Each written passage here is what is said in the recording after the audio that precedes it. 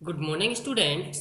आज हम chapter first history के अंतर्गत the struggle to survive topic के बारे में पढ़ेंगे। प्रीवियस क्लास में हमने the French society during the 18th century के बारे में हमने जाना था कि किस प्रकार से 18th सेंचुरी के अकॉर्डिंग या दौरान जो फ्रेंच सोसाइटी थी या जो फ्रांसीसी पर्सन्स थे वो किस कैटेगरीज में, किस स्टेट में, क्लर्गी, नोबल्टी, बिग बिजनेसमैन वगैरह, pheasant and artisans, small peasants, landlords, labour, servant, इस प्रकार से कई कैटेगरीज में जो है वो डिवाइडेड थे और किस प्रकार से उन्हें विभिन्न प्रकार की समस्याओं का सामना करना पड़ रहा था। आज की क्लास में हम देखेंगे दी स्ट्रगल टू सरवाइव। जो सरवाइव थे मीन्स जो जिनके ऊपर या ऐसे पर्सन्स, पीसेंट्स वगैरह या स्मॉल पीसेंट्स, लैंडलॉर्ड्स वगैरह, लैंडलेस वगैरह, लेबर, सर्वेंट्स वगैरह जो कि सरवाइव कर रहे थे सोसाइटी में, उन्हें किसी प्रकार का वर्चस्व जो है वो नहीं दिया गया था, उनको एक्सप्लोट किया जा रहा था। उनके थ्रू या उनके साथ किस प्रकार का व्यवहार किया जा रहा था के बारे में हम देखेंगे। The population of France rose from about 23 million in 1715 to 28 million in 1789।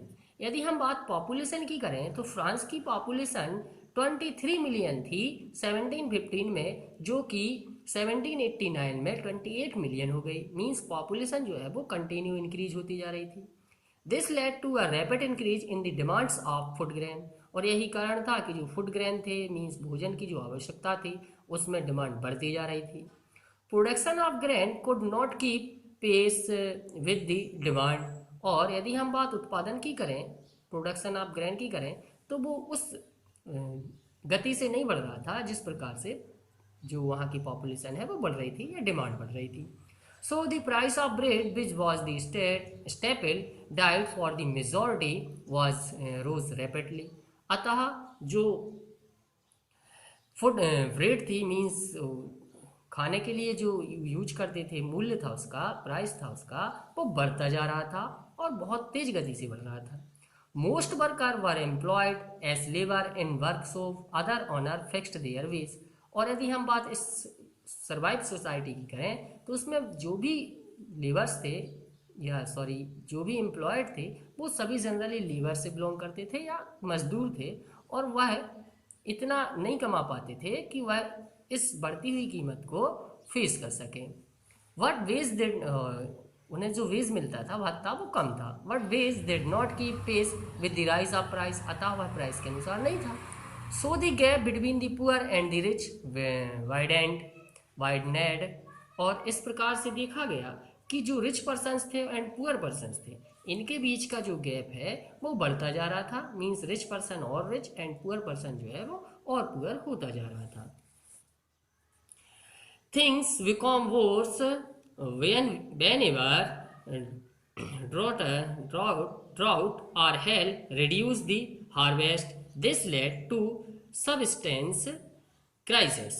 और एक प्रकार से हम कह सकते हैं कि एक प्रकार का एक ऐसा क्राइसिस था या एक प्रकार की ऐसी विपत्ति थी जो कि लेबर्स पर स्पेशली टूट पड़ी थी। साथ ही साथ उस समय जो भी हार्वेस्ट मीन्स फसलें थी वो भी जो है उस गति से या विभिन्न प्रकार की जो नेचुरल कैलामिटीज़ वगैरह हैं या नेचुरल विभिन्न प्रकार की प्राकृतिक आपदाएं जो हैं उनके कारण भी जो है हार्वेस्ट मीन्स फसलें जो है वो नष्ट हो रही थी, जिसके कारण ये जो प्राइस राइज है वो और बढ़ता जा रहा था। Something the awkward frequently the France during the old Israel. और ये एक प्रकार की हम कहें तो फ्रांस में जो नेचुरल क्राइसिस हैं वो आना या उनका पड़ना एक प्राचीन काल से जो है वो ओल्ड रिजाइम मीन्स प्राचीन काल से चला आ रहा था। तो इस प्रकार हमने क्या देखा कि जो सर्वाइवर थे मीन्स जो मजदूर वर्ग के थे या लेबर्स थे वो किस प्रकार सर्वाइव कर रहे थे और इस प्रकार सर्वाइव करते हुए उन्हें किस प्रकार अपना जीवन जो है वो जीना पड़ रहा था। अतः वो मजबूर हो गए थे कि फ्रांस के जो भी उस समय जो भी राजा हैं या फ्रांस में जिस प्रकार का भी एडमिनिस्ट्रेशन है उस एडमिनिस्ट्रेशन के विरुद्ध खड़े हो जाए और रेवोल्यूशन जो है वो स्टार्ट कर दें। यही कारण था कि जो पर्सन्स इनकी मेजॉरिटी कुछ ज़्यादा थी अतः उन्होंने रेवोल्यूशन जो है वो स्टार्ट किया, जो कि रेवोल्यूशन या फ्रेंच रेवोल्यूशन 1789 के नाम से जाना गया। नेक्स्ट क्लास में हम आउटब्रेक देखेंगे इसका, जिसको जो टॉपिक आपको तैयार करके रखना है कि क्या आउटब्रेक निकला। Thank you all of you.